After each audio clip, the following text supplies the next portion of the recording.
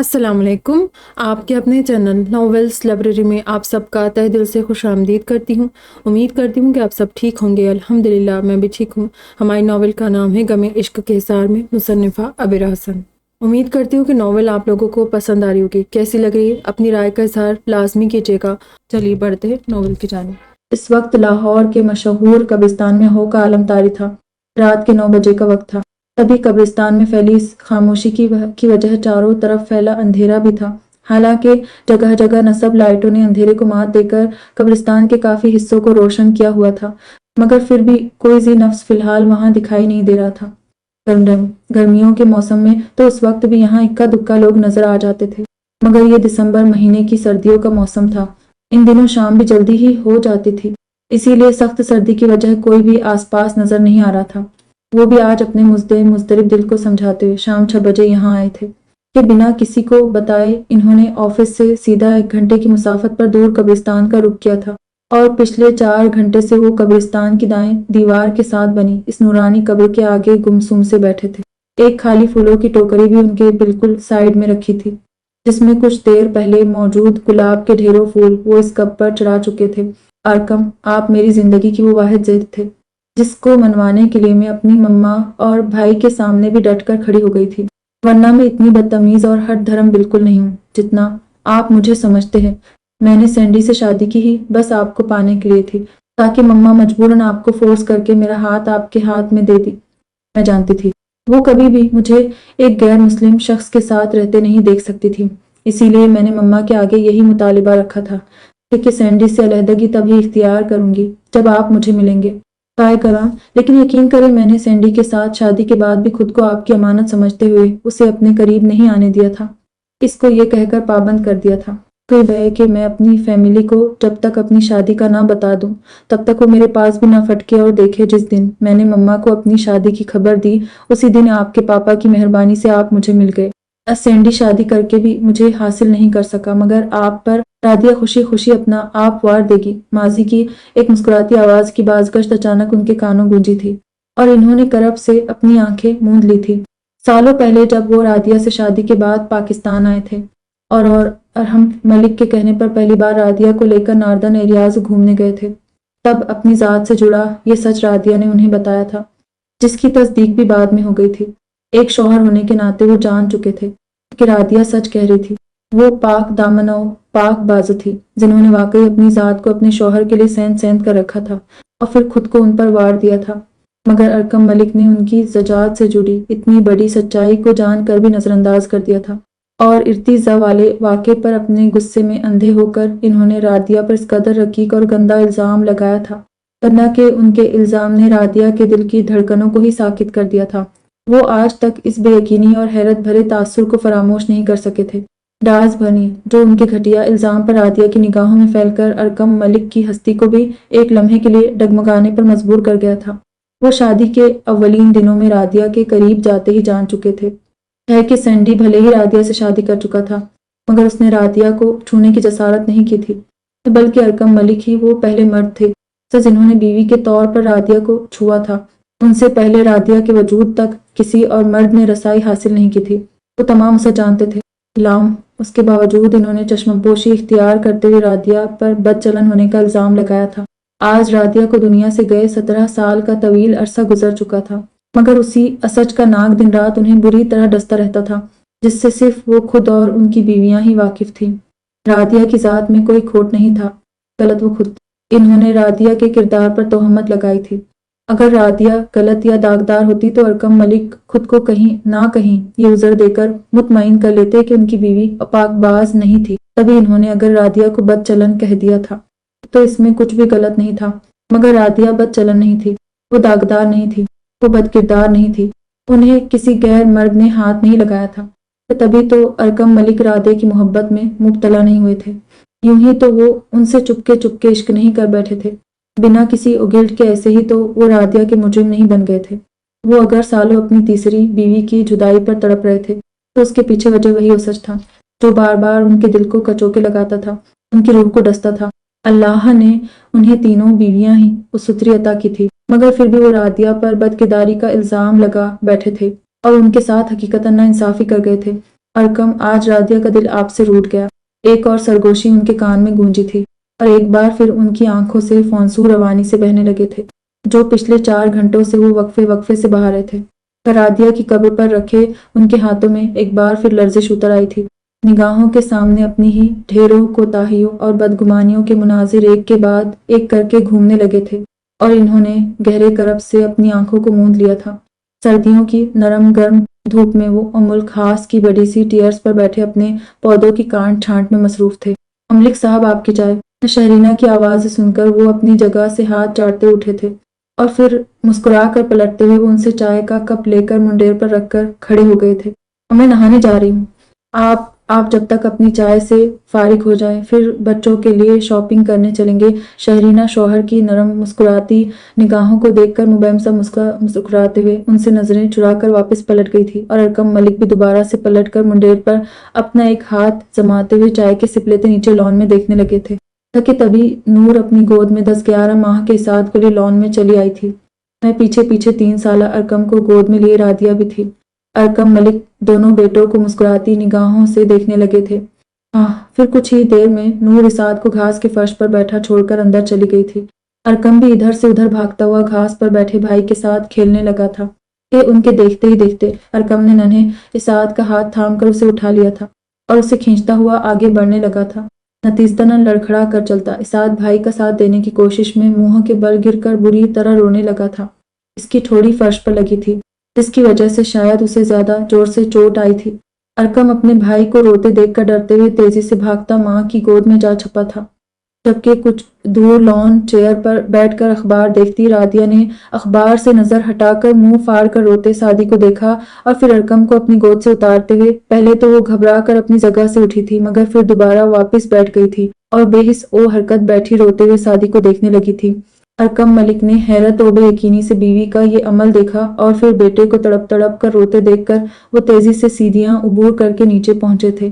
نیچے ہال یا کچن میں نور بھی انہیں کہیں دکھائی نہیں دی تھی۔ تبھی وہ بھاگتے قدموں سے لان کی طرف بڑھتے چلے گئے تھے اور روتے ہوئے اسعاد کے پاس جا کر انہوں نے لپک کر بیٹے کو گود میں اٹھا لیا تھا۔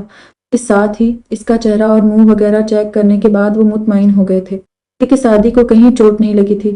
گرنے کے بعد وہ سہم کر رو پڑا تھا۔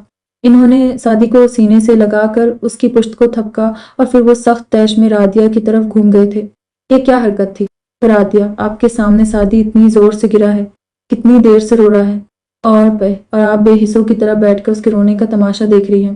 اگر سعدی کی جگہ کامی گرا ہوتا تب بھی آپ یوں ہی اس پاٹ نگاہوں سے بیٹھی اسے دیکھتی رہتی۔ یقین نہیں ہوتا مجھے کہ 3 بچوں کی ماں ہو کر آپ اس قدر کٹھور دل کی مالک ہیں۔ دیکھ لے، بس یہی فرق ہے آپ میں اور میری شہرینہ میں۔ شہرینہ نے کبھی آپ کے بچوں کو اپنی سوتیلی اولاد نہیں سمجھا، بلکہ ارتضیٰ، الزہرا اور کامی کو سگے بچوں کی طرح اپنے سینے سے لگایا، مگر آپ شہرینہ کے بیٹے کے لیے بالکل صحیح سوتیلی ماں کا کردار ادا کر رہی ہیں۔ شکر کرے کہ شہرینہ نے یہ سب اپنی آنکھوں سے نہیں دیکھا۔ اگر دیکھ لیتی تو آپ کی گری ہوئی حرکت سے ان کا دل بہت دکھتا۔ مگر میں آپ کو یہ پہلی اور آخری وارننگ دے رہا ہوں، اگر میرے گھر میں اور میرے بچوں کے درمیان آپ نے یہ سگے سوتیلے کا تفرقہ پھیلایا تو مجھ سے برا کوئی نہیں ہوگا۔ آپ کو اس کے لیے بہت برے نتائج کا سامنا کرنا پڑے گا، سمجھے؟ وہ بری طرح رادیہ پر برسے تھے، جو سر جھکائے مجرموں کی طرح شوہر کی ڈانٹ فٹکار خاموشی سے سن رہی تھی۔ مجھے معاف کر دی ارکم، میں نہ جانے کس خیال میں تھی جو سعدی پر دھیان نہیں دے سکی، رادیہ نے نہایت ہلکی آواز میں شرمندگی سے کہا تھا۔ وہ ان پر ایک کٹیلی نگاہ ڈالتے ہوئے پلٹ گئے تھے، لیکن ان کے پیچھے نور کھڑی تھی جو ملامتی نظروں سے شوہر کو دیکھ رہی تھی۔ ملک صاحب، پہلے پوری حقیقت تو جان لے کہ آپ کی نافرمان بیوی نے آپ کی چہتی بیوی شہرینہ کے بیٹے کو ہاتھ لگانے کی جسارت کیوں نہیں کی؟ پھر غصہ بھی کر لیجئے گا، ہو سکتا ہے حقیقت جاننے کے بعد آپ کا یہ غصہ رادیہ کی بجائے کسی اور کی طرف منتقل ہو جائے۔ نور نے اپنے مخصوص انداز میں کہتے ہوئے ایک نظر رادیہ کے چہرے پر ڈالی تھی، جو اب بھی خاموشی سے کھڑی فرش کو گھور رہی تھی۔ کیا مطلب ہے آپ کا نور؟ کون سی حقیقت؟ تک تھا ارکم ملک نے اپنی گود میں مچلتے ساتھ کو ایک ہاتھ سے دوسرے ہاتھ پر لیتے ہوئے تھپک کر پوچھا تھا۔ وہ اصل میں کل آپ کے آفس جانے کے بعد جب آپ کی شہرینہ کچن کے کاموں میں بزی تھی، تب رادیہ نے غلطی سے آپ کی شہرینہ کے بھوک سے روتے ہوئے بیٹے سعدی کو گود میں لینے کی غلطی کر لی تھی، مگر اسی وقت آپ کی چہتی بیوی بھی بیٹے کی آوازیں سن کر کچن سے باہر چلی آئیں اور انہوں نے چیل کی طرح زپٹ کر سعدی کو رادیہ سے چھین لیا تھا۔ جیسا کہ آپ کو پتہ ہے इन दिनों जहर को जॉन्डिस हो रहा है। रादिया आजकल उसके साथ ही होती है, तो इसीलिए आपी ने रादिया से साफ लफ्जों में कह दिया है कि वो शादी को गलती से भी हाथ लगाने या अपनी गोद में लेने की कोशिश ना करे, क्योंकि शादी को इन्फेक्शन जल्दी हो जाता है कि अपने कहीं जर की बीमारी के जरासीम शादी को ना लग जाएं। इसीलिए आपी ने जर को भी शादी के साथ खेलने और इसके आसपास फटकने के लिए सख्ती से मना कर दिया है। हालांकि शादी की पैदाइश से पहले आपकी चहेती बीवी और जर की सगी माँ से ज्यादा सगी वो आपकी शरीना इसी जर के लाड उठाते थकती ना थी। उसे रादिया के पास रहने तक नहीं देती थी, अपने पास सुलाती थी। इसके लिए फीडर बिना बिना कर उसे दूध पिलाती थी। बड़ा होने पर उसे खुद ही अपने हाथों से खाना खिलाती थी। इसके सारे काम खुद करती थी। यहाँ तक कि जर की पैदाइश के बाद उसका नाम रखने का हक भी आपने उसकी सगी माँ से छीन कर अपनी शहरीना को दे दिया था। मगर अब अपनी औलाद होते ही वो आपकी शहरीना इसी जर के साथ सौतेलो जैसी हो गई है और रादिया के साथ रकाबत का रिश्ता निभाते निभाते वो तकरीबन दीवानी हो चुकी हैं। तभी बेसर ओपा बातों में भी उनका कोई सानी नहीं रहा। आपको याद होगा कि अभी 3 माह पहले रादिया का मिसकैरेज हुआ था। रादिया से होने वाली आपकी चौथी औलाद दुनिया में आने से पहले ही अल्लाह को प्यारी हो गई थी। आप खुद अपने होने वाले बच्चे के लिए बहुत चाव से शॉपिंग भी करके लाए थे। बच्चे की पैदाइश से लेकर उसकी साल भर की उम्र तक के कपड़े वगैरह सब के सब ऐसे ही पड़े रह गए, तो रादिया इन्हीं कपड़ों में से कुछ बड़े साइज के कपड़े वो आपकी शहरीना को देने गई थी।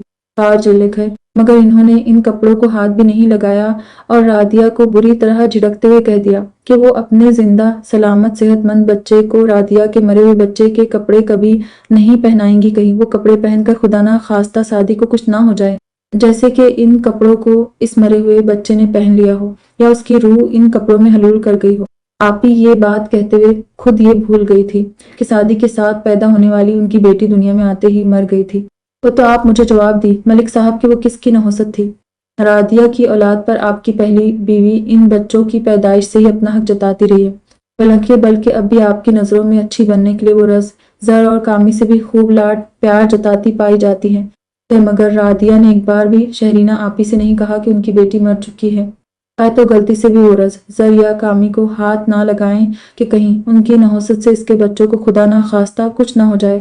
रादिया बदले के तौर पर भी आपी से ये फजलियात नहीं कह सकती, क्योंकि वो ना तो इतनी तंग नजर है और ना ही ऐसे छोटे ज़र्फ वाली है, और बिलफर्जी ऐसा हो भी जाता तो आपकी लाडली चहती शहरीना आंसुओं के दरिया बहाकर सबके सामने अपने सब्र और मजलूमियत का ऐसा रोना रोती कि आप आज खुद हकीकत जान जाते और रादिया की जुरात पर एक कयामत उठा देते।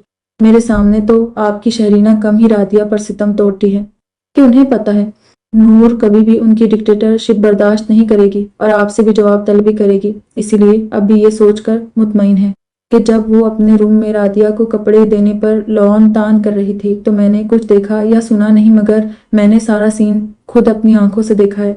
नाम और बाद में वो कपड़े भी रादिया से मैंने ही ले लिए, ये सोचकर कि अल्लाह कभी तो मुझे भी साहब औलाद करेगा तो मैं अपने बच्चे को वो कपड़े पहना दूंगी।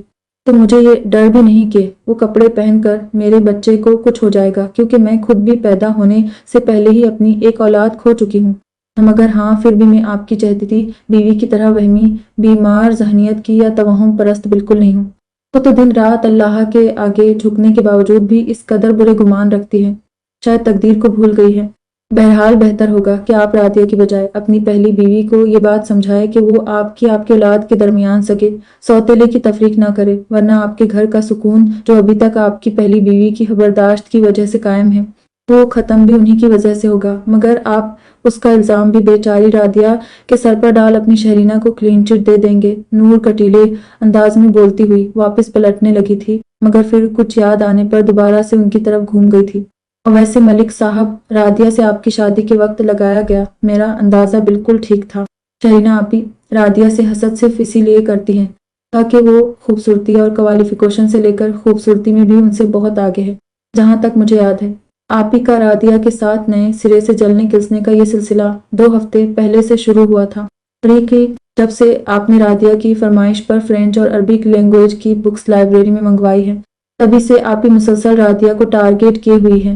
रादिया रजी भरतीजा को फ्रेंच और अरबिक लैंग्वेज सिखाना चाहती है, मगर ये आपकी चहती बीवी को नागवार गुजर रहा है। वो क्या है ना, इससे शहरीना आपी की काबिलियत आपके सामने बेहद डाउन हो रही है। वो ना तो अरबी जबान पर अबूर रखती, ना ही फ्रेंच बोलना जानती हैं, तभी इस कदर तिलमिला रही है। اور मुंह भी ज़रूरत से ज़्यादा फूला हुआ है। उसी लिए रादिया को भी बात बात पर जलील किया जा रहा है, मगर आपको ये सब कुछ दिखाई ही नहीं देता, क्योंकि आप अपनी शहरीना की आंखों से देखते हैं और उन्हीं के कानों से सुनते भी हैं। हाँ, रादिया की गलतियां आपको फौरन दिखाई दे जाती हैं, लेकिन मैं आपको बताती चलूं कि रादिया की इन गलतियों के पीछे मुहर्रिक भी आपकी प्यारी शहरीना ही होती है। नूर उन्हें वाकई कुछ तल्ख हकीकतों से रोशनास करवाकर एक झटके से पलट कर अंदर चली गई थी, जबकि रादिया तो शुरुआत में ही अरकम के साथ अंदर जा चुकी थी। मगर अरकम मलिक कितनी ही देर अपनी जगह से हिलने के काबिल नहीं रहे थे। उनकी जबान पर ताले पड़ गए थे। हर बार की तरह रादिया गलत साबित होने के बजाय खुद उन्हें गलत साबित कर गई थी।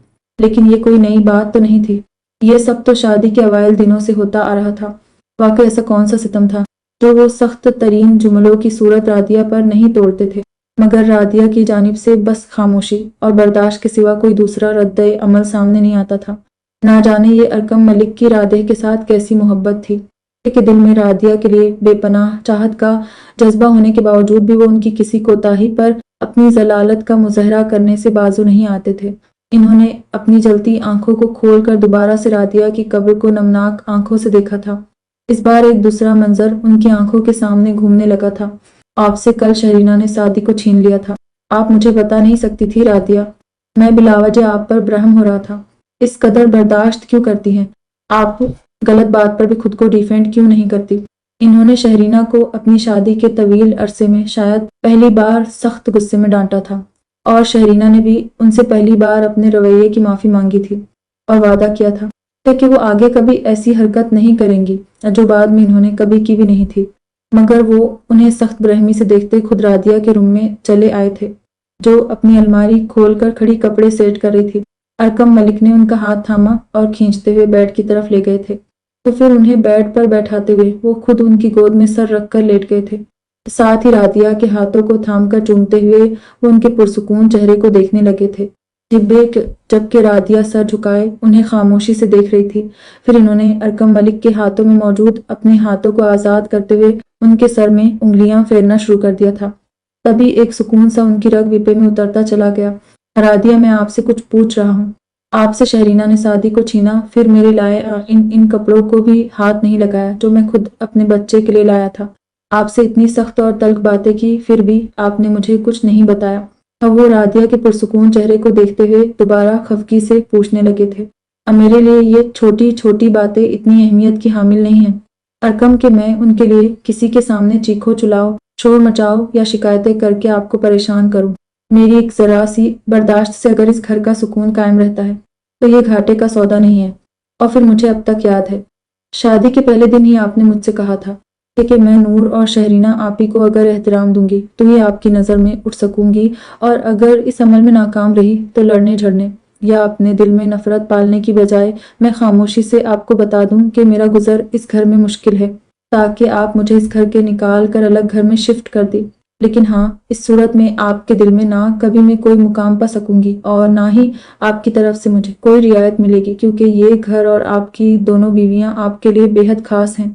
इसीलिए आपके सामने कभी भी ऐसे हालात पैदा करने की कोशिश ना करूं कि आपको हम तीनों के दरमियान किसी तरह का फ़र्क करना पड़े। अगर ये नौबत आती है तो नूर, शहरीना आपी और मेरे दरमियान आपका इंतखाब नूर और शहरीना आपी ही होंगी। आप उनका साथ देंगे। उनके सामने आप मुझे कभी फौकियत नहीं देंगे। मुझे अब भी आपकी तमाम बातें अज़बर है, इसीलिए बस मैं अकेले रह जाने के खौफ से आपसे कुछ नहीं कहती। अभी मजबूरी के तहत ही सही, मगर मैं आपकी ज़िंदगी में, इस घर में आपकी नज़र में एक मुकाम रखती हूँ। लेकिन छोटी छोटी बातों पर घर में लड़कर और आपसे आपी की शिकायतें करके मैं आपकी नज़र में, आपके दिल में अपना मुकाम खोने से डरती हूँ। मैंने आपकी मोहब्बत में अपनी ज़ात को भी भुला दिया, तो कभी पलट कर पीछे देखने की कोशिश नहीं की। अपनी सारी खुशियाँ जला दी। आपकी नज़र वो दिल से उतर गई तो कहाँ जाऊंगी? या फिर इन तीन जानों के साथ मैं अकेले किसी दूसरे घर में भी नहीं रह सकती। ये मुझसे ज़्यादा अपनी दोनों माओं के करीब हैं।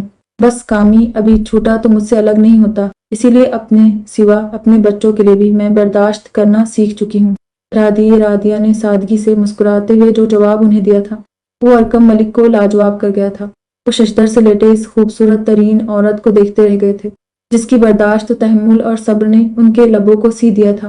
वो अरकम मलिक की तीसरी बीवी थी। ان کے 3 بیٹوں کی ماں تھی، مگر اپنی عمر کے 27ویں پڑاؤ پر ہونے کے باوجود اس قدر حسین لگتی تھی کہ بے اختیار ان کا دل نور کی بات پر ایمان لے آیا تھا۔ رادیہ واقعی شہرینہ سے زیادہ خوبصورت اور ٹیلنٹڈ تھی، بلکہ وہ تو نور سے بھی زیادہ حسین تھی۔ ان کی غیر معمولی سرخ ہو سفید رنگت، تکھے سائرانہ نقوش ان کے چہرے کو جس قدر حسین بناتے تھے، تو وہیں ان کا متناسب سراپا اور لمبا قد انہیں کوئی غیر ملکی ماڈل ظاہر کرتا تھا۔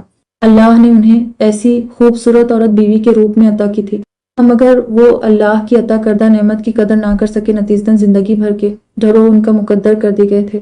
وہ کسی ماہر مصور کے خوبصورت شاہکار جیسا چہرہ اور وجود رکھنے والی حسین تر عورت اپنی تمام تر خوبصورتی کے ساتھ عین جوانی میں ہی منو مٹی تلے جا سوئی تھی۔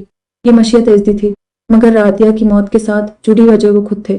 آپ کی یادیں میری رگوں میں رواں خون کی طرح پورے جسم میں دوڑ رہی ہے۔ رادیہ، آج کے دن آپ مجھ سے دور ہوئی تھی، 17 سال ہو چکے ہیں آپ کو مجھ سے بچھڑے ہوئے، مگر آپ کے ساتھ گزارے وہ تمام لمحے آج بھی میرے دل میں ویسے ہی زندہ و جاویداں ہیں جو اس وقت تھے جب ہم دونوں بغیر کسی تلخی کے ایک دوسرے کے ساتھ ہوتے تھے۔ بے شک ان لمحوں کی عمر بہت تھوڑی ہوتی تھی، مگر آپ کے بعد وہ تمام خوبصورت پل میرے جینے کی وجہ بن چکے ہیں۔ میں نے ناانصافی کی تھی رادیہ، آپ کے ساتھ کھلی ناانصافی کی تھی۔ میں آپ کا گناہ گار ہوں۔ آپ کی ذات سے جڑا سارا سچ جان کر بھی میں نے آپ پر الزام لگایا تھا۔ میرا ارتضیٰ میرے ہی خاندان کی ایک موروثی بیماری کا شکار تھا، اور میں نے اس کی بیماری کو سینڈی سے جوڑ کر اپنے ہی بیٹے کو ناجائز کہا۔ آپ کے کردار کا گواہ ہوتے ہوئے بھی میں نے آپ پر شک کیا تھا۔ آپ نے اللہ سے اپنا گہرا تعلق جوڑا تھا، اسی لیے آپ کو صبر کرنا آ گیا تھا۔ میرے ہر ستم پر بھی آپ نے صبر کیا، اور دیکھیں اللہ نے آپ کے صبر کا اجرا آپ کو دے دیا۔ ویسے سالوں بعد اس نے کس خوبصورتی سے آپ کو سب کی نظر میں سرخرو ثابت کیا ہے۔ میرے وہ غلیظ لفظ تھپڑوں کی صورت خود میرے منہ پر پڑے ہیں۔ میں آپ کا گناہ گار ہوں رادیہ۔ اس کے باوجود آپ نے مجھ جیسے گرے ہوئے شخص کو اس کو خواب میں معافی کا اشارہ بھی دے دیا۔ میری تمام تر قرض-ادائیوں کے باوجود آپ نے مجھ سے محبت نہیں عشق کیا تھا، مگر میں آپ کے عشق کی گہرائی کو سمجھ ہی نہیں سکا۔ یہ غم میری موت تک میرے ساتھ رہے گا۔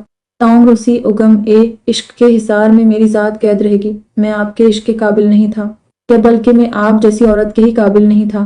صاف ہو کہ آپ حقیقتاً نیکوکار تھیں، جو گناہ کے راستے سے واپس پلٹ کر ہدایت پانے والوں میں شامل ہو گئی۔ آپ کو اللہ کے ڈر نے بخشش سے ہمکنار کر دیا، اور مجھے میری نیکیوں کا جوم لے ڈوبا۔ تب وہ رادیہ کی کب پر سر رکھ کر روتے ہوئے جرے لب بول رہے تھے کہ تبھی ان کے دائیں بائیں کندھوں پر 2 ہاتھوں کا مہربان لمس آ کر ٹھہر گیا تھا۔ ارکم ملک نے چونکتے ہوئے سر اٹھا کر اپنے پیچھے دیکھا، اور پاپا ارتضیٰ باپ کو دیکھتے ہوئے نفی میں سر ہلا کر انہیں رونے سے منع کر رہا تھا۔ پھر اس نے اور ازراق نے انہیں دونوں کندھوں سے تھام کر اٹھایا تھا۔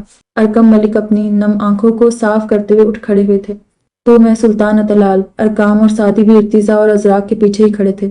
سعدی نے کچھ دن پہلے ہی تینوں بھائیوں کے ساتھ آفس جوائن کیا تھا، جبکہ سلطان اطلال یہاں سیف کی شادی میں شرکت کرنے سب کے ساتھ آئے ہوئے تھے۔ تم لوگ یہاں کیوں چلے آئے؟ میں بس گھر آ ہی رہا تھا، وہ اپنی آنکھوں کو صاف کرتے ہوئے دھیرے سے مسکرا کر بولے تھے۔ تو آپ یہاں آ کر گھر کا راستہ بھول بیٹھے تھے، اسی لیے ہمیں آنا پڑا۔ ہمیں یقین تھا کہ آج کے دن آپ یہیں ہوں گے۔ آفس سے بنا کسی کو بتائے یوں خاموشی سے غائب ہو گئے، اور یہاں امی کے ساتھ اکیلے وقت گزار رہے۔ ازراق نے باپ کو خفیف سا چھیڑتے ہوئے کہا، اور ارکم ملک بیٹے کی بات سن کر اداسی سے مسکرا دی۔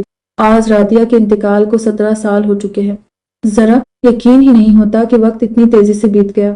ہماری شادی، پھر ارتضیٰ کی پیدائش، اس کے بعد تمہاری اور کامی کی آمد۔ اتنا خوبصورت وقت تھا وہ جو پلک جھپکتے ہی بیت گیا، لگتا ہے جیسے کل کی ہی بات ہو۔ اور تمہاری ماں کو اس دنیا سے جانے کی نہ جانے کیوں اتنی جلدی تھی۔ میں آج وہ زندہ ہوتی تو تمہاری اولادوں کو بھی اپنے سامنے پروان چڑھتا دیکھتی۔ وہ مزمل سے لہجے میں بولے تھے، اور فیکے سے انداز میں مسکراتے ہوئے سلطان اطلال کے پاس جا کھڑے ہوئے تھے، جو بغور ان کی بہت سرخ سوجی آنکھوں کو دیکھ رہے تھے۔ پھر ایک گہری سانس بھرتے ہوئے وہ ارکم ملک کے کندھے پر ہاتھ پھیلا کر باہری دروازے کی طرف چل دیے تھے۔ وہ چاروں بھائی بھی باپ اور تایا کے پیچھے پیچھے چل رہے تھے۔ جانے والوں پر صبر کیا جاتا ہے ہیون، ان کے جانے کا دکھ بھلے ہی ہماری ذات کو مرتے دم تک اپنے حصار میں قید رکھتا ہے، مگر پھر بھی خود سے منسلک دوسرے رشتوں کے لیے جینا پڑتا ہے۔ زمبو زندگی کی گاڑی کو گھسیٹنا پڑتا ہے، اپنوں کے لیے خوش ہونا، مسکرانا پڑتا ہے۔ کہ تم بھی جانے والوں کو رونے کے بجائے جو تمہارے پاس موجود ہیں ان کے ساتھ خوش رہنا سیکھو۔ تمہارا ایک خوشحال گھر ہے، بیویاں، بیٹے، بہویں، پوتے سب موجود ہیں۔ ان کو دیکھ کر خدا کا لاکھ لاکھ شکر ادا کیا کرو۔ کہ سلطان اطلال نے چھوٹے بھائی کے جھکے سر کو دیکھ کر انہیں نرمی تحمل سے سمجھایا تھا اور ارکم ملک اس بات میں سر ہلانے لگے تھے۔ اور بالکل ٹھیک تایا جان، پاپا یار، وقت کا کام گزرنا ہوتا ہے، اچھا برا جیسا بھی ہو، وقت کبھی کسی کے لیے نہیں رکتا، آپ میں یا ہم میں سے کوئی اسے روکنے پر قادر نہیں، یہی نظام قدرت ہے، اور ہماری زندگیوں میں جو کچھ بھی وقوع پذیر ہوتا ہے سب رضائے الہی سے ہوتا ہے۔ اسی لیے ماضی کے دکھوں پر رونے کے بجائے اپنے حال اور مستقبل کے لیے اللہ سے بہتری کی دعا کرنی چاہیے۔ امی کا اتنی جلدی اس دنیا سے جانا اللہ کی طرف سے طے تھا، وہ اتنی ہی عمر لکھوا کر لائی تھی، اسی لیے ان کے لیے رونے تڑپنے کے بجائے بس ان کی مغفرت کی دعا کیا کریں۔ سوچے آپ کو یوں اپنے لیے دکھی دیکھ کر ان کی روح کس قدر بے چین ہوتی ہوگی۔ انہوں نے کبھی اپنی زندگی میں آپ کو اپنی وجہ سے پریشان نہیں ہونے دیا، اور اب آپ ان کے جانے کے بعد یوں رو رو کر انہیں کتنی تکلیف پہنچاتے ہیں۔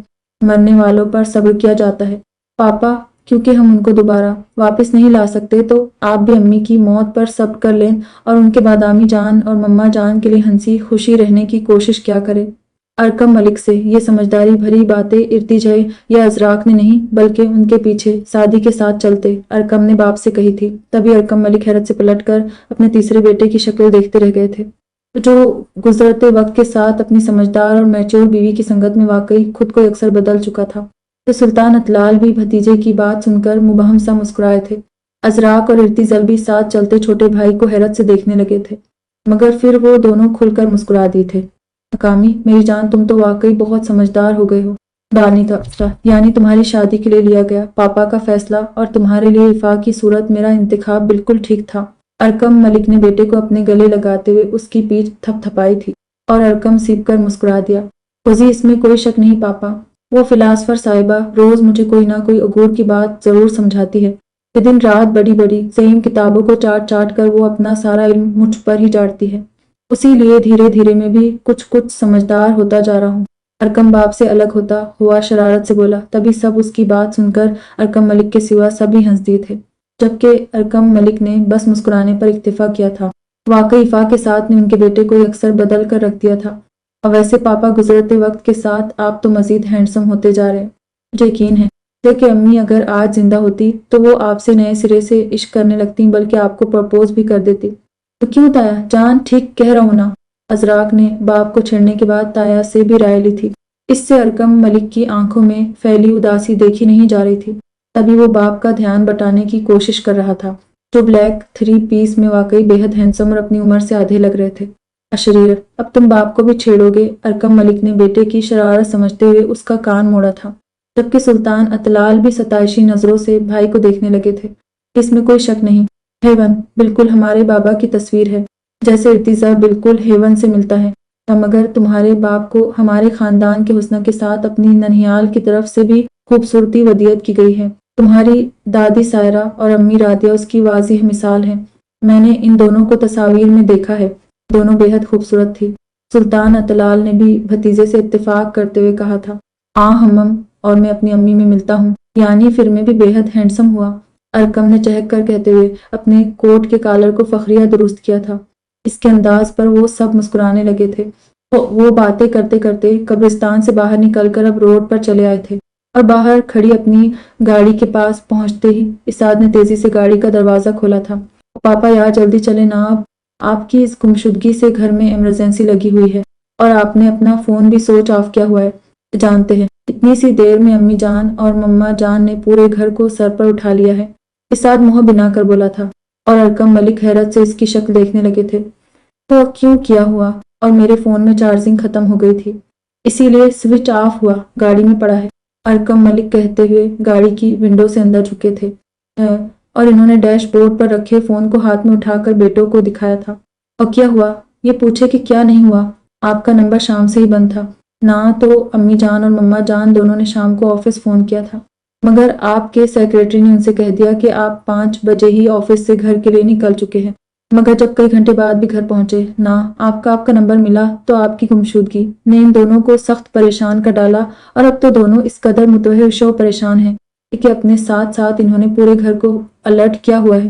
ہم لوگ آج میٹنگ میں مصروف تھے، گھر 10 بجے تک پہنچنا تھا، تو مگر پچھلے 1 گھنٹے سے آنے والی امی جان اور مما جان کی مسلسل کالز نے ہمیں 10 بجے سے پہلے ہی آفس سے نکلنے پر مجبور کر دیا، भाई ने मुझे और सादी को घर भेज दिया था कि ये और जर भाई आपको ढूंढ कर ले आते हैं, मगर घर में दाखिल होते ही हम दोनों को बिना सांस लेने की मोहलत दिए मम्मा जान ने फौरन आपको ढूंढने के लिए दौड़ा दिया कि किसी को खाना तक खाने नहीं दे रही। मेरे सामने ही बेचारी हिमादा को भी खूब मार पड़ी है। उसे इशाल भाभी ने चुपचाप खाना दे दिया था है, मगर बदकिस्मती से एन वक्त पर उसे मम्मा जान ने रंगे हाथों पकड़ लिया और इसकी खूब धुलाई करने के बाद रात भर भूखा रहने की सजा भी दी है। साथ ही आपको ढूंढने के लिए इकरिमा भाई के साथ घर से बाहर भगा दिया है। कह रही थी, कमबख्त ऊंट कहीं के यहाँ फिक्र में हमारी भूख प्यास सब अड़ी हुई है। तुम्हारे बाप ना जाने कहाँ लापता हो गए हैं और तुझे ठूंसने की पड़ी है। अब कल सुबह से पहले तुझे कुछ खाते देख लिया तो हलक में हाथ डालकर सब निकाल लूंगी। अम्मी जान अलग से पूरे घर में बौखलाई हुई घूम रही है। हर 2 मिनट बाद आपका नंबर ट्राई किया जा रहा है, मगर नो रिस्पांस। अभी इफा की कॉल आई थी मेरे पास। अम्मी जान ने दादा जान को भी कॉल करके बता दिया कि आप लापता हो गए हैं, तो वो फौरन से पेशतर अपने सब दोस्तों और आपके सब दोस्तों के यहाँ पता करवाई कि कहीं आप किसी के घर पर तो मौजूद नहीं हैं। अरकम ने बाप को मुकम्मल तफसील से सब बताया था और अरकम मलिक बीवियों की इस जल्दबाजी पर अपना सर थाम कर रह गए थे, जबकि इर्तिजा और अजराक भाई की बातें सुनकर हंस पड़े थे। कमाल करती है ये दोनों भी, मुझे क्या किसी ने किडनैप कर लिया था तो जो इन्होंने सबको परेशान कर डाला, और नूर को तो मेरे अम्मी को मारने का बस बहाना चाहिए। आखिर ऐसा कौन सा गुनाह कर रहा था मेरे मासूम बच्चे ने? खाना ही तो खा रहा था, तो बिलावजह उसको मारा और सजा अलग से दे डाली। चले शकीक घर चले। इर्तिजा, जर तुम दोनों इमादा और इकरिमा को कॉल करो। मेरा बच्चा भूखा ही ना जाने कहाँ कहाँ मुझे ढूंढता फिर रहा होगा। आज नूर से मेरी शदीद लड़ाई होगी और कोई बीच में नहीं बोलेगा, समझी? मैं बिल्कुल रियायत नहीं दूंगा उन्हें। वो कौन सा मेरे मासूम अम्मी के साथ रियायत करती है, ऐसे सुलूक करती है उसके साथ जैसे कि वो हमारा नहीं पड़ोसियों का बच्चा हो। चलो कामी, सादी जल्दी चलो। तो कामी तुम मेरी गाड़ी ले लो। अरकम मुलक अपना गम भूल कर बेटों को खा के लहद एक आखिरी नजर कब्रिस्तान पर डालकर सुल्तान अतलाल के साथ इर्तिजी की गाड़ी में बैठ गए थे। तो सादी अपनी और अरकम बाप की गाड़ी में बैठ चुके थे, जबकि जर ड्राइविंग सेट पर मौजूद इर्तिजी के पास वाली सीट पर बैठा था। अजराक ने इमादा का नंबर लगाकर फोन बाप के हाथ में थमा दिया था और अरकम मलिक शदीद बेकरारी से बेटे से बात करते हुए उसे पुचकारते बहलाते हुए फौरन घर वापस आने की हिदायत देने लगे थे।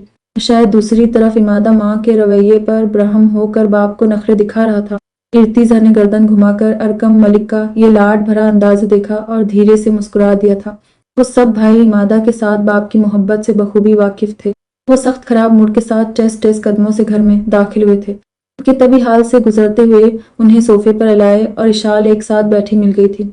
इशाल की गोद में अजहान मौजूद था, जो अरकम मलिक को देखते हुए दादू पाश का नारा लगाता हुआ इशाल की गोद से उतरकर दादा के सामने चला आया था। इसके पीछे पीछे सोफे पर खेलता अरशान डगमगाते कदमों से चलता हुआ और जिब्रील घुटनों के बल रेंगता हुआ अरकम मलिक की तरफ बढ़ गया था। अरकम मलिक के पीछे पीछे इर्तिजी, अरकम, सादी और जर भी अंदर चले आए थे। अरकम मलिक ने झुककर अजहान को गोद में उठाकर उसके गालों को चूमा था। तब तक जिब्रील भी आकर इर्तिजा की टांगों से लिपट गया था। वो इर्तिजा से बहुत अटेज था। जब भी इर्तिजा घर पर होता था वो उसी की गोद में चढ़ा रहता था। अब भी इर्तिजा ने भतीजे को गोद में लेकर उसके चबी चेक्स पर प्यार किया था, जबकि अरशान को अजराक ने उठाकर गुदगुदाना शुरू कर दिया था। तभी वो टेस कलकलारियां मारता चीखने लगा था कि वैसे भी नन्हा अरशान अपने बाप से ज्यादा ताया ताई यानी अजराक और इशाल के पास पाया जाता था। वो तीनों बच्चों को लेकर सामने सोफे पर ही आ बैठे थे। अलाए और इशाल उन्हें देखते हुए अपनी जगह से उठ गई थी। अस्सलाम वालेकुम मामू जान, किधर थे आप? घर में सब इतने परेशान हो रहे थे। नूर मिमानी जान बहुत गुस्से में है। इशाल ने अरकम मलिक को सलाम करने के साथ ही इत्तला भी दी थी। तभी नूर तेजी से लाउंज से निकलकर बाहर हाल में चली आई थी और अरकम मलिक पर नजर पड़ते ही वो गुस्से से उन्हें घूरने लगी थी। तो सुल्तान अतलाल की वजह से कुछ कहने से गुरेज ही किया था कि जेठ का लिहाज माने था। अरकम मलिक ने भी उन्हें देख लिया था। तभी वो भी अपने मासूम इमादा की बाबत उनसे इस्तिफसार करने अजहान को गोद में लिए वो अपनी जगह से उठ खड़े हुए थे। इर्तिजा, जर कामी, सादी जाओ, जाकर फ्रेश हो जाओ, मैं खाना लगवाती हूँ। वो अरकम मलिक को घूरते हुए स्पाट लहजे में बोली। मेरे अम्मी का नाम नहीं लिया आपने। वो भी तो मुझे ढूंढता हुआ भूखा प्यासा ना जाने कहाँ कहाँ भटक रहा है, मगर आपको उसकी जरा सी फिक्र नहीं। इससे ना जाने कौन सा अबीर है। गलती मुझसे हुई थी, मगर आपने मेरे मासूम इमादा को मारकर अपना गुस्सा इस पर निकाल दिया। वो अजहान को एक हाथ से दूसरे हाथ पर ट्रांसफर करते हुए गुस्से से बोले। میرا دماغ اس وقت بہت خراب ہے۔ ملک صاحب اس لیے بحث بازی سے پرہیز کرے، جا کر فریش ہو جائیں، خود بھی کھانا وانا کھائی اور بچوں کو بھی کھانے دی، نور نے وان کرتے لہجے میں کہا تھا، اور پلٹ کر اندر کچن میں چلی گئی تھی، جبکہ ارکم ملک کا تیز غصہ بیوی کی جھاڑ سنتے ہی بھاگ گیا تھا۔ وہ سب کے سامنے جزبوز ہو کر رہ گئے تھے، مگر ابھی وہ نور کے حملے سے سنبھلے نہیں تھے، کہ تبھی ان کی آوازیں سن کر شہرینہ بھی کچن سے نکل کر ان کے سامنے چلی آئی تھی۔ عفا بھی ان کے ساتھ موجود تھی۔ کہاں تھے آپ؟ ہم یہاں اس قدر پریشان ہو رہے تھے۔ وقت دیکھیں ذرا، اور آپ نے فون کس خوشی میں آف کیا ہوا تھا؟ آپ کو اندازہ ہے ملک صاحب کے آپ حد درجہ لاپرواہی کے مظاہرے پیش کرنے لگے ہیں۔ شہرینہ نے بھی آتے ہی ان پر چڑھائی شروع کر دی تھی، اور اس بار ارکم ملک سخت بے بسی سے پاس بیٹھے بھائی اور بیٹوں کو دیکھتے رہ گئے تھے، جو ہونٹوں پر دبی دبی ہنسی لیے ان کی حالت سے ہیزے اٹھا رہے تھے۔ وہ بندہ سب کچھ کر لے مگر ایک سے زائد شادیاں کبھی نہ کرے۔ ازراق نے پاس کھڑی بیوی کے کان میں سرگوشی کی تھی، اور اشال اسے گھور کر رہ گئی تھی، جبکہ شہرینہ بھی خفگی کے اظہار کے طور پر شوہر کو دیکھتی ہوئی ڈائننگ روم میں چلی گئی تھی۔ ارکم ملک بھی لمبے لمبے ڈگ بھرتے بیویوں کے پیچھے ہی انہیں اپنی اچانک گمشدگی کی وجہ بتانے کچن میں چلے گئے تھے، ورنہ کبھی امکان تھا کہ ان دونوں کی طرف سے مزید دھماکے بھی ہوتے۔ شاید نور اور شہرینہ شاید آج کا دن بھول گئی تھی، تبھی وہ اچانک ارکم ملک کی گمشدگی پر پریشان ہو گئی تھی۔ کچھ ہی دیر میں ارتضیٰ کے سوا وہ سب فریش ہو کر نیچے چلے آئے تھے۔ ارتضیٰ کسی ضروری کال پر بات کرتا ہوا اپنے روم میں ہی رک گیا تھا۔ اس نے کامی سے کہہ دیا تھا کہ اسے آتے ہوئے دیر ہو جائے گی، وہ سب اس کا انتظار نہ کرے اور ڈنر شروع کر دی۔ تبھی ارکم نے نیچے آتے ہی جلدی کھانا لگانے کا نعرہ لگاتے ہوئے دونوں ماؤں اور علایہ تک ارتضیٰ کا پیغام بھی پہنچا دیا تھا۔ اور پھر وہ لوگ ڈنر کے لیے ڈائننگ روم میں آئے ہی تھے کہ پیچھے خفا خفا سا اماد اب اکرمہ کے ساتھ گھر چلا آیا تھا کہ اکرمہ نے راستے سے ہی آبان اور احزم کو بھی کال کر دیا تھا۔ اسی لیے کچھ ہی دیر بعد احجم کے ساتھ آبان، ابو بکر اور عمر چاروں بھائی بھی ام الخاص میں ادھم کے تھے۔ ہم جان اچھا جان کہاں چلے گئے تھے؟ آپ بیچاری امادہ کو آپ کی وجہ سے بہت مار پڑی ہے۔ اکرمہ نے لب بھینچ کر مسکراہٹ چھپاتے ہوئے ارکم ملک کی چیئر کے دائیں طرف بیٹھے امادہ کو دیکھا، جس کا اب تک منہ لٹکا ہوا تھا۔ امادہ اسماعیل للام، ابو بکر چہک کر بولتا ہوا۔ امادہ کا برہم مزاج مزید برہم کر گیا تھا۔ وہ حسب عادت کیم سے ان سب کو کیپچر کر رہا تھا، اور بطور خاص اس نے امادہ کے بگڑے تاثرات بھی کیمرے کی آنکھ میں قید کر لیے تھے، جبکہ ارکم ملک ایک گہرا سانس بھر کر اکرمہ کو دیکھنے لگے تھے۔ اور کہیں نہیں بیٹا، بس رادیہ کی قبر پر قبرستان چلا گیا تھا۔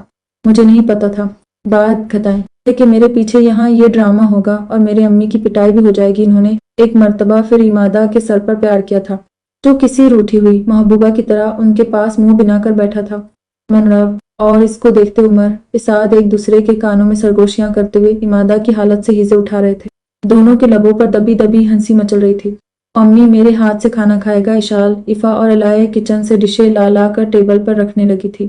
کھانا ٹیبل پر آتے ہی ارکم ملک نے سب سے پہلے بیٹے کے لیے اپنی پلیٹ میں کھانا نکال کر امادہ کے منہ میں نوالا دیا تھا، جبکہ وہاں بیٹھے باقی سب لوگ ارکم ملک کا بیٹے کے ساتھ یہ لاڈ بھرا انداز مسکراتی نظروں سے دیکھنے لگے تھے۔ سلطان اطلال بھی بھائی کا بیٹے کے لیے لاڈ دیکھ کر اپنے پگلے سے بیٹے ابو بک کو دیکھنے لگے تھے۔ وہ بھی باپ سے اکثر و بیشتر ایسے ہی لاڈ اٹھواتا تھا۔ ہاں ہاں کھلائیں، اس کے بعد ہمارا امادہ اپنے چون چون ٹوائز سے کھیلے گا، یا پھر جھولے میں جھولتے ہوئے آپ سے لوری بھی سنے گا، اور جبریل یا شان تارشان کی فیڈر سے دودھ پی کر سو جائے گا۔ اسعد نے سارے دانتوں کی نمائش کرتے ہوئے اپنا کمینہ پن دکھانا شروع کر دیا تھا۔ تبھی امادہ تلملا کر اپنی جگہ سے اٹھا تھا۔ دیکھ لیا آپ نے پاپا، کیا کہتا ہوں میں آپ سے کہ یہ آپ کے اور میرے پیار سے جلتا ہے، جب اس گھر میں میری بے عزتی ہوتی ہے۔ ہر بار یہ کمینہ مجھے ایسے ہی ٹارچر کرتا ہے۔ مما جان کے بعد آپ کے اس سادی نے مجھے ہرٹ کرنے کا ٹھیکہ لے رکھا ہے۔ اب آپ بیچ میں نہیں بولیں گے۔ آج اس ذلیل انسان کا قتل کر کے میں اس کا قصہ ہی ختم کر دیتا ہوں۔ امادہ تیش سے بولتا ہوا ٹیبل پر رکھا فورک اور چھری اٹھا کر سادی کی طرف بھاگا تھا، جو اسے جارحانہ انداز میں اپنی طرف آتا دیکھ کر باہر آنگن کی طرف بھاگ لیا تھا، جبکہ ارکم ملک بھی بوکھلا کر اپنی جگہ سے اٹھے تھے۔ باقی سب کے چہروں پر اب بھی دبی دبی مسکراہٹ پھیلی ہوئی تھی۔ امی بھائی کا خون کر کے قاتل بنو گے؟ واپس آؤ فوراً اس سادی سے، میں آج برتن دھلواؤں گا اور سونے سے پہلے گھر کے سب افراد کے کپڑے بھی یہی دھوئے گا۔ تم اپنے ہاتھ اس کے خون سے مت رنگو۔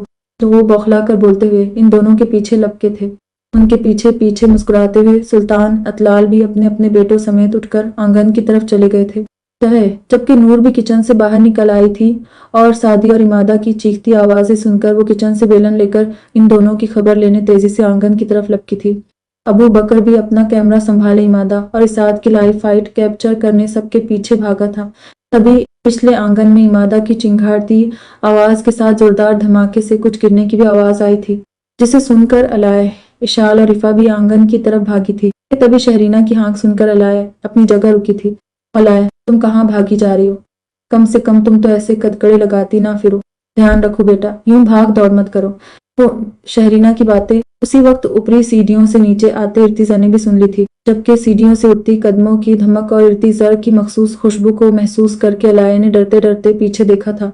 शहरीना की नजरें अलाय पर ही टिकी थी और आखिरी सीढ़ी पर खड़े इर्तिजा की भी सवालिया नजरें उसी पर जमी थी। वो भाग नहीं रही थी। अम्मी जान बस आंगन में जा रही थी। उसने जबरदस्ती मुस्कुराते हुए वजाहत दी थी। अब क्या फायदा वहां जाने का? इन लोगों का तो रोज का ड्रामा है।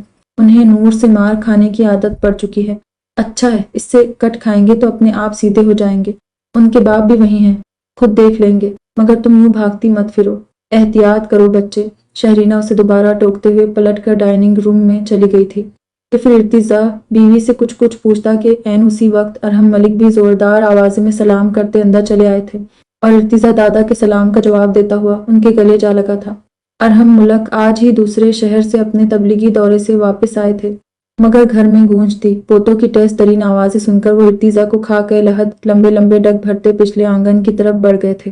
तो फिर कुछ ही देर में नूर से जोरदार चमाट खाकर, दादा और इर्तिजा की तगड़ी झाड़ सुनकर सुल्तान अतलाल के साथ मुंह बनाता सादी और बाप के साथ मौजूद गुस्से से नाक फुलाता इमादा भी डाइनिंग रूम में आ बैठा था। अरहम मलिक की मौजूदगी की वजह से सबने खामोशी से खाना खाया था। खाने के बाद चाय का दौर चला था, जिसमें अरकम मलिक की अचानक गुमशुदगी की बाबत भी अरहम मलिक ने उनसे इस्तिफसार किया था। वो उस वक्त लाहौर से कुछ दूर गाड़ी में ही थे जब शहरीना ने उन्हें कॉल किया था और इन्होंने बहू की बात सुनते ही फौती तौर पर फर्दन फर्दन अरकम मलिक के दोस्तों को कॉल किया था। मगर फिर जर ने उन्हें कॉल करके अरकम मलिक के मिल जाने की खबर दे दी थी। चल भी इर्तिजा मलिक, जरा मस्जिद चल मेरे साथ। जमात के कुछ साथियों को तुझसे मिलने का शौक हो रहा था। वो तुझे अच्छी तरह जानते हैं। घर पर लाना मुझे मुनासिब नहीं लगा। मस्जिद चल, उनको भी रुखसत करना है और उनसे तेरी मुलाकात भी करवा दूंगा। अरहम मलिक अपनी जगह से उठते हुए बोले और इर्तिजी दादा के हुक्म पर इस बात में सर हिलाता हुआ अपनी जगह से उठ खड़ा हुआ था। औलाए, मेरा फोन हो पर रह गया है, प्लीज जरा ला दो। मैं दादा जान के साथ मस्जिद तक जा रहा हूँ। इर्तिजा डाइनिंग रूम से बाहर निकल आया था और उसने किचन में खड़ी अलाय को आवाज़ें देकर इससे अपना फोन मंगवाया था। तभी वो असबात में सर हिलाती हुई किचन से निकल कर ऊपरी सीढ़ियों की तरफ बढ़ गई थी। कह के इसी वक्त डाइनिंग रूम से निकलती नूर उसे तेजी से सीढ़ियां फलांगते देखकर पीछे से चीखी थी। औलाए, ये तुम ऐसे कहाँ भागी जा रही हो? मैंने मना किया है ना तुम्हें ज्यादा ऊपर नीचे करने से, मगर तुम मुसलसल लापरवाही कर रही हो। अगर तुम यूं ही अपनी मर्जी करती रहे तो मैं तुम्हें नीचे वाले गेस्ट रूम में शिफ्ट करवा दूंगी, फिर शिकायत मत करना। नूर ने बीच सीढ़ियों पर रुकती अलाय को डांटते हुए कहा था। तभी वो मुंह बनाती हुई नीचे चली आई थी और इर्तिजा ने एक बार फिर उलझन भरी नजरों से बीवी का चेहरा देखा था। अब क्या हुआ तुम्हें जो अम्मी जान के बाद अब मम्मा जान भी तुम्हें भागने पर टोक रही है? इर्तिजा ने अपने पास से गुजर कर अंदर किचन में जाती अलाय से पूछा। कुछ नहीं, बस थोड़ी तबीयत खराब थी, इसीलिए ये लोग मेरी तरफ से फिक्रमंद हैं। आप अपना फोन इमादा से मंगवा ले। वो नीची निगाहों से बोलती हुई दोबारा से किचन में चली गई थी और इससे पहले कि इसकी खराब तबीयत का सुनकर बेचैन होता इर्तिजा बीवी से मजीद सवाल जवाब करता, अरहम मलिक उसके पास चले आए थे और इर्तिजा ने आवाज़ें देते हुए इमादा को बाहर बुलाकर उसे ऊपर से अपना फोन लाने भेज दिया था। के साथ ही वो पुरसोच नजरों से किचन में इशाल से बातें करती अलाय को देखने लगा था, मगर अरहम मलिक के पुकारने पर वो चौंकते हुए दादा की तरफ मुतवज्जा हो गया था, जो उसे बाहर आने का कहकर खुद दरवाजा पार कर गए थे। वो रात से खाने से फारिग होते ही किचन के सारे काम समेटकर अपने रूम में चला आई थी। 3 दिन पहले ही इर्तिजा अपने एक अहम केस से निपटकर पूरे 1.5 माह बाद घर वापस आया था और घर पर बेचैनी से इसकी राह तकती अलाय की जैसे ईद हो गई थी। वो शिद्दत से अपने उस्ताद मोहतरम को एक खूबसूरत सी खुश खबरी सुनाने की मुंतजिर थी, मगर अपनी आमद वाले दिन ही वो साहिर शिराजी के बुलावे पर सारीम के घर चला गया था, जहां जुल्फकार शाह की पूरी फैमिली आई हुई थी। अलाय भी इर्तिजा के साथ पहले दिन सारीम के घर पर ही रुकी थी। मगर वहाँ पूरी रात उसे सब लड़कियों और औरतों ने घेरे रखा था और इर्ती, जल्बी, अरकम, सारिम, जैरून, उजैर, अज़द और ज़ैब लोगों के साथ सैफ और एलिन की बारात के लिए मैरिज हॉल की बुकिंग, कैटरिंग और दूसरे कामों में मसरूफ रहा था। सैफ और एलिन की शादी पाकिस्तान में ही होना तय पाई थी। तभी एलिन अपनी दादी और फूफी की फैमिली के साथ एक हफ्ते पहले ही पाकिस्तान आ चुकी थी। इर्तिजा की आमद से एक दिन पहले ही उसकी माइयों की रस्म हो चुकी थी और आज रात उसकी मेहंदी थी। जब फड़ी अपनी सारी रिश्तेदारी कोयटा और सियालकोट में होने के बावजूद साहिर शिराजी सारीम की ख्वाहिश पर शादी लाहौर से कर रहे थे। इसीलिए सारीम के बंगले पर मेहमानों का एक जमे गफीर उमड़ा हुआ था। जिस कदर सादगी से सारीम की शादी हुई थी, ताहिर शिराजी उतनी ही धूमधाम से सैफ की शादी करना चाहते थे। इसीलिए वलीमा भी बारात के अगले ही दिन शहर के बहुत बड़े होटल में हो रहा था। तो रुबाब ने अपनी छोटी भाभी और इसके तमाम घर वालों को डिफेंस में मौजूद अपने ससुर के बड़े से विला में रोका हुआ था। वहीं माइयों का फंक्शन भी हुआ था और आज मेहंदी का फंक्शन भी वहीं हो रहा था। जबकि सुल्तान अतलाल की फैमिली भी इन दिनों मुसलसल कभी सारम के घर तो कभी उम्मुल खास में पाई जाती थी। अपने बड़े से लग्जरी विला में वो लोग कम ही टिक पा रहे थे। इसीलिए उम्लिक हाउस में भी इन दिनों खासी गहमा गहमी फैली हुई थी। एलिन और इसकी फैमिली के लिए ये कंट्री और लोग अनजान थे। इसलिए अरकम के साथ इर्तिजा और सारिम, जिनकी सर तोड़ कोशिशों के बाद ये शादी तय होना करार पाई थी, तीनों ही एलिन की तरफ से शादी की तमाम तैयारियां करवा रहे थे। इस कार खैर में उनके साथ सुल्तान अतलाल के बड़े तीनों बेटे भी शामिल थे। सैफ एज़म का सगा साला था, मगर नक चढ़ा इकरिमा और आबान भी खुशी खुशी उसकी शादी के तमाम कामों में पेश पेश थे। अपनी आमद के पहले दिन से ही इर्तिजा का एक पैर उम्र खास में था। एक सुल्तान साहब के घर पर तो एक सारीम के बंगले पर था। फिर दूसरे दिन वो अरकम मलिक के साथ ऑफिस में बिजी रहा था और रात होते ही फिर से साहिर शिराजी के यहाँ से दोबारा एलिन के यहाँ पहुंच गया था, जहां से इसकी वापसी फजर के बाद हुई थी। तीसरी रात थी जब वो खाना खाते ही दादा जान के साथ मस्जिद रवाना हो गया था और अब तक उसकी कहीं कोई खबर नहीं थी। हालांकि कल सैफ की बारात थी। अब भी अलाया नीचे उसका काफी देर इंतजार करने के बाद धोकर अपने रूम में आई थी तो सुल्तान साहब और अरकम मलिक अपनी स्टडी में बैठे बातें कर रहे थे। एहजम, आबान और इकरीमा बीवियों की कॉल पर वापस जा चुके थे, जबकि साद और इमादा भी अबू बकर और उमर के साथ हल्ला गुल्ला करने सारीम के घर चले गए थे। इशाल और रिफा सख्त थकी हुई थी। तभी वो दोनों भी अपने अपने शौहरों के साथ बच्चों को लिए ऊपर चली आई थी कि उन्हें जल्दी जल्दी तैयार होकर अभी एलिन की मेहंदी के फंक्शन में भी जाना था। अलाय उनके साथ नहीं जा रही थी। हालांकि मशाल, जोरिन, रुबाब और सहाबिया समेत सबेरा, सीमाब ने भी फर्दन फर्दन अलाय को कॉल करके फंक्शन में बुलाया था, मगर अलाय ने अपनी खराब तबीयत की वजह से उनसे माजरत कर ली थी। अजहान भी इफा और इशाल के बच्चों के साथ था। तभी अलाय रिलैक्स होती नहाने चली गई थी। नीम गर्म पानी से नहाने के बाद उसके आसाब को खासा सुकून मिला था। अनबंद फिर 10 मिनट बाद ही बाथरूम से इसकी वापसी डार्क मैरून वेलवेट की फुल स्लीव्स वाली लॉन्ग फ्रॉक स्टाइल नाइटी में हुई थी, जिसमें उसका खूबसूरत सरापा बेहद हसीन लग रहा था। अजहान की पैदाइश के बाद उसका जिस्म कदरे भर गया था और वो मजीद हसीन लगने लगी थी। ये अजहान की पैदाइश के बाद इर्तिजा की इसके बारे में राय थी। शौहर के मुतालिक सोचते हुए वो मुस्कुराकर अपने बाल सुलझाने लगी थी और फिर बालों को ड्राई करने के बाद बेड एरिया की तरफ चली आई थी। अब बंद रूम में उसे कुछ घुटन सी महसूस हुई थी। तभी उसने रूम में मौजूद दीवार गिर खिड़की के आगे पड़े पर्दे हटाकर बाहर रोड की तरफ खुलती खिड़की को खोल दिया था। खिड़की खुलते ही तेज ठंडी हवा का झोंका उसके चेहरे से टकराया था और इसके पूरे जिस्म में फरेरी सी दौड़ गई थी। मगर धीरे धीरे चेहरे से टकराती ये ठंडी हुआ तबीयत पर खासा खुशगवार असर डाल रही थी।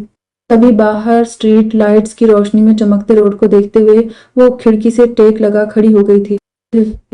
इसकी निगाहें बाहर इक्का दुक्का आती जाती गाड़ियों पर टिकी थी, जबकि जहन अपनी माजी और हालिया जिंदगी के मुतालिक सोच रहा था। इर्तिजा के साथ शादी के बाद उसकी जिंदगी बेहद तेजी से तब्दील हुई थी। बिल्कुल इसी तरह जैसे हर लड़की की जिंदगी शादी के बाद बदल कर रह जाती है। पहले जैसी आज़ादी और बेफिक्री का दौरा खत्म हो जाता है। सर पर ढेरों जिम्मेदारियों का बोझ आ गिरता है और मजीद सितम तब होता है या जब एक कम उम्र और लाउबाली सी लड़की जो घरेलू फिक्रों से बिल्कुल आज़ाद और बेनियाज होती है, अचानक किसी घर की बड़ी बहू बन जाती है। तब उसे वक्त से पहले ही खुद को मैच्योर करना पड़ता है कि दूसरी बहुओं के मुकाबले ओहदे के साथ साथ उसके फराइज जिम्मेदारियां भी बड़ी होती हैं। बिल्कुल ऐसा ही अलाय के साथ भी हुआ था। वो जो शादी से पहले एक आज़ाद और लापरवाह सी जिंदगी जीती रही थी, अचानक शादी हो जाने के बाद उसके सर पर जिम्मेदारियों का बोझ आ गिरा था। شادی کے اوائل دنوں سے نور کے ساتھ ہوئے حادثے کی بنا پر وہ گھریلو زندگی میں جیسے ہی مصروف ہوئی، اس کے بعد اسے ایک پل کو اس سے آزادی نصیب نہیں ہوئی تھی۔ وہ مصروف سے مصروف تر ہوتی چلی گئی تھی۔ پھر اذہان کی پیدائش کی وجہ سے اپنی پڑھائی بھی مکمل نہیں کر سکی تھی۔ حالانکہ ارتزا نے اس معاملے میں اس پر کوئی پابندی عائد نہیں کی تھی، بلکہ اس پر خاصا زور بھی دیا تھا کہ وہ اپنا گریجویشن مکمل کر لے، مگر پورے 9 ماہ کے پریگننسی پیریڈ اور بعد میں اتنے چھوٹے بچے کے ساتھ اس کے لیے اپنی اسٹڈی کنٹینیو رکھنا مشکل ہو گیا تھا۔ پھر اذہان کی پیدائش سے کچھ ماہ پہلے ہی یک کے بعد دیگر اشال اور رفا پر بھی اللہ نے اپنا کرم کر دیا تھا۔ پھر بھی علاء کے پریگننسی پیریڈ میں اس کی بہنوں جیسی دیورانیوں نے اسے بیڈ سے پیر نہیں اتارنے دیا تھا اور اس کی بے حد خدمت کی تھی۔ تبھی اذہان کی پیدائش کے بعد ہی علاء نے اپنا چلہ پورا ہوتے ہی اشال اور رفا دونوں کو ریسٹ پر بھیج دیا تھا اور دونوں کی پریگننسی کے آخری مہینوں میں اپنا فرض نبھاتے ہوئے دونوں کا بے حد خیال رکھا تھا۔ ان کا کچن سے مکمل بائیکاٹ کر دیا تھا، جبکہ اپنی موجودگی میں نور اور شہرینہ سے کچن کے کام کروانا بھی اسے پسند نہیں تھا۔ اسی لیے وہ مکمل ایک گرہستن عورت کا روپ دھار کر خود کو بس اپنے گھر تک محدود کر چکی تھی۔ پہلے افا کے یہاں ارشان پیدا ہوا تھا، جو اذہان سے 6 ماہ چھوٹا تھا، اور 2 ماہ بعد اشال نے جبریل کو جنم دیا تھا، جو ارشان سے 2 ماہ اور اذہان سے پورے 8 ماہ چھوٹا تھا۔ ارکم ملک نے اپنے ہر پوتے کی پیدائش پر ملک ہاؤس میں چراغاں کیا تھا اور بعد میں تینوں کا بے حد دھوم دھام سے عقیقہ بھی کیا تھا۔ گزرتے وقت کے ساتھ علاء کو بنا کسی کے کہے اپنی ذمہ داریوں کا اچھی طرح ادراک ہو چکا تھا۔ وہ ملک خاص کی بڑی بہو تھی۔ افا اور اشال کی بنسبت اس کی دونوں ساسیں ہر معاملے میں اسے فوقیت دیتی تھی۔ ہر کام کے لیے نور اور شہرینہ اشال اور افا سے پہلے اس سے مشورہ لیتی تھی۔ ارکم ملک بھی بڑی بہو ہونے کے ناطے اسے خاصی اہمیت دیتے تھے۔ ارحم ملک تو تھے ہی شروعات سے اس کے فین لے۔ وہ جن دنوں گھر پر ہوتے علاء کو اپنے تبلیغی دوروں کا احوال اور اپنے ماضی کی باتیں سنانے بیٹھ جاتے تھے۔ بزرگوں کے سوا گھر میں اس کے دیور بھی اس کی بے حد عزت کرتے تھے۔